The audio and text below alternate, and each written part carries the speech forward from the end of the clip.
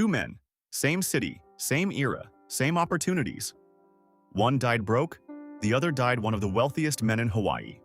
The only difference between them was not talent, not luck, not even education.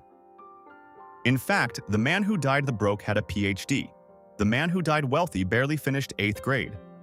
The only difference was what they believed about money, how they thought about it, how they talked about it, how they made decisions when money was tight, and how they made decisions when money was abundant. And more importantly, what they taught the children around them about it, often without even realizing they were teaching anything at all. This is the story at the heart of one of the most influential personal finance books ever written, Rich Dad, Poor Dad by Robert Kiyosaki. First published in 1997, largely dismissed by traditional financial experts at the time, and then quietly becoming one of the best-selling personal finance books in history. Translated into dozens of languages, read by tens of millions of people, and still, decades later, recommended as the starting point for anyone beginning their financial education. And today, we are not going to skim the surface. We are not going to give you the 5 bullet points you have already seen in 100 other videos. We are going to go deep into every principle, every mindset shift, every practical framework this book contains, and connect every single one of them directly to your life. This is going to be a longer, more thorough video than most. And here is why that matters. The ideas in this book are simple to state, but they run directly against almost everything most of us were taught, by our families, by our schools, and by the culture around us.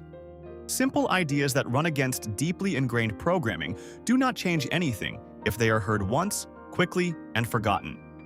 They need to be explored, examined from multiple angles, and connected to real examples until they actually take root. So settle in. This is video 1 of the Money Mastery program, and we are starting with the book that was the very first crack in the wall. The first moment they realized that everything they had been told about money might not be the whole picture. Let us begin. Let us start with the story itself, because the context matters enormously, and because most summaries skip details that are actually essential. Robert Kiyosaki grew up in Hawaii in the 1950s and 60s, and he had 2 father figures who shaped his entire understanding of money. His biological father, the man he refers to as his poor dad, was by every conventional measure an extremely successful man. He held a doctorate degree. He worked his way up through the public education system, eventually reaching senior positions. He believed the path to a good life ran through good grades. He had the secure job. He had the respected title. He had the pension. And yet, this man struggled financially for his entire life. He lived paycheck to paycheck. He worried about money. At the end of his life, he left behind unpaid bills rather than an inheritance. Now contrast this with the second father figure, the father of Robert's closest childhood friend, Mike. This man dropped out after the 8th grade. By the time Robert was an adult, this man, his rich dad, had built what could only be described as a small empire. Multiple businesses, commercial real estate, hotels, restaurants, warehouses. He became one of the wealthiest individuals in the state of Hawaii. Kiyosaki had access to both of these men during the years when a person's fundamental beliefs about the world are being formed. The difference between these 2 men's financial outcomes had almost nothing to do with their intelligence, their work ethic, or their access to opportunity. The difference was in what each of them believed about money, beliefs that were absorbed, modeled, and passed down almost invisibly. Your mindset about money determines your financial destiny to a far greater degree than your education, your starting income, or your job title. When Robert wanted something his family could not afford, his poor dad would say, "I cannot afford that." His rich dad would ask, "How can I afford that?"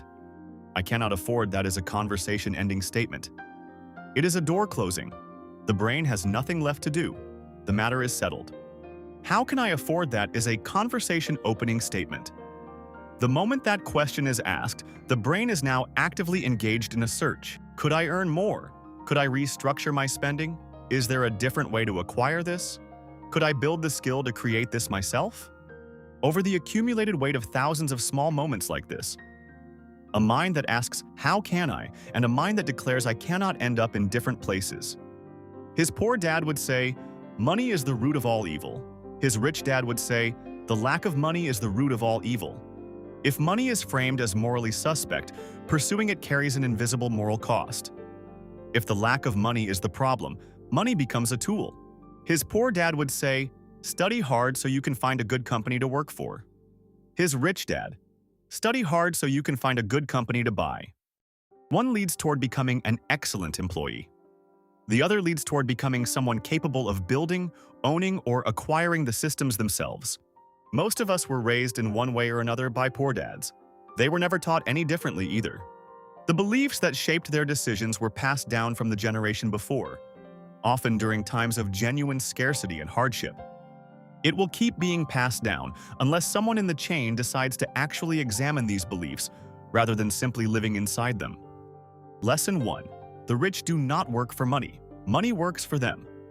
For most adults, there exists a direct, dependent relationship between time and income. They trade hours for a paycheck. The moment that trade stops, the income stops with it. Kiyosaki calls this dynamic the rat race. Picture a hamster running on a wheel. No matter how fast it runs, it remains in exactly the same place. This is what happens as income increases. For the rich, every dollar is an employee working for you. It can be put to work or spent, in which case it leaves your service permanently. Lesson 2. Financial literacy is not optional. It is survival. Why doesn't the education system teach us about money? Financial literacy is the ability to read and understand the numbers. Assets minus liabilities equals net worth. That is the entire equation. Lesson 3. Know the difference between an asset and a liability. An asset puts money into your pocket. A liability takes money out. Your car, loan payments, insurance, fuel, maintenance. Money flows out in nearly every direction. By definition, it is a liability. Your home, mortgage, taxes, insurance, repairs. Every month, money flows out. Kiyosaki says your personal residence is a liability. Compare this to a rental property where someone pays you every month. Money flows in. By definition, that is an asset. Kiyosaki's point is awareness.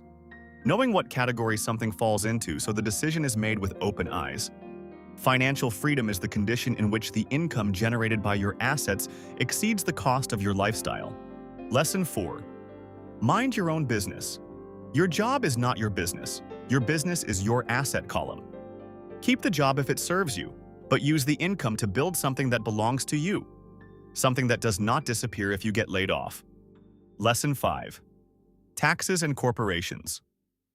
For an employee, the sequence is earn, tax, spend. For a business, earn, spend, tax. The wealthy organize their financial lives to operate within this structure. The middle class operates entirely within the employee structure. Lesson 6. The rich work to learn, not just to earn. Most people lead with the question, how much does it pay? Wealthy individuals ask, what will this teach me? Most people are a single skill away from a different financial trajectory. Knowledge alone is not enough. Kiyosaki identifies 5 obstacles: fear, cynicism, laziness, bad habits, and arrogance. Fear of losing money. The rich are not fearless. They manage the fear and proceed anyway with appropriate care. Cynicism sounds like the system is rigged. Cynics see the risk. Winners see the opportunity despite the noise. Laziness is being so busy you have no time to think about your financial life. What would you need to change to make room? Bad habits. Pay yourself first. Direct a portion toward the asset column before any other obligation is addressed. Arrogance is ignorance plus ego. The antidote is permanent humility and curiosity. Stay willing to be a beginner again. The Cashflow Quadrant. Employee and self-employed on the left. Business owner and investor on the right. The employee trades time for income. The self-employed person owns a job. Both are dependent on personal labor. The business owner has systems that function in their absence. The investor deploys capital to generate returns independent of time. The path to financial freedom runs from left to right. This shift begins in the mind long before it is visible in a bank account. Step 1. Find a reason bigger than your current reality, something substantial enough to sustain effort through setbacks. Step 2. Recognize that financial outcomes are built through an accumulation of daily choices. What to spend on. What to learn. Step 3. Who you spend time with.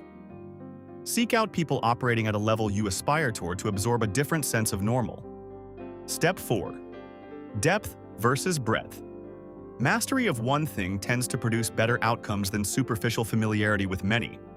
Wealth is measured in time. If you stopped working today, how long could you maintain your current standard of living? Financial freedom is when the income from your assets exceeds your expenses, indefinitely. This is the destination. The education system was not designed to teach this. You have the awareness now that this knowledge exists and can be learned. The rat race is real, but it is not a permanent sentence. It is a structure that can be changed once understood. Action step. List everything of value you own. Mark each as asset or liability. Be rigorously honest with this exercise. This discomfort is clarity. You cannot change a structure you have never looked at directly. What is one realistic step you could take today? In video 2, we move into Think and Grow Rich by Napoleon Hill. We will walk through every one of its principles in depth. The Money Mastery program continues. Subscribe and join us. Let me know in the comments which lesson you want to apply first.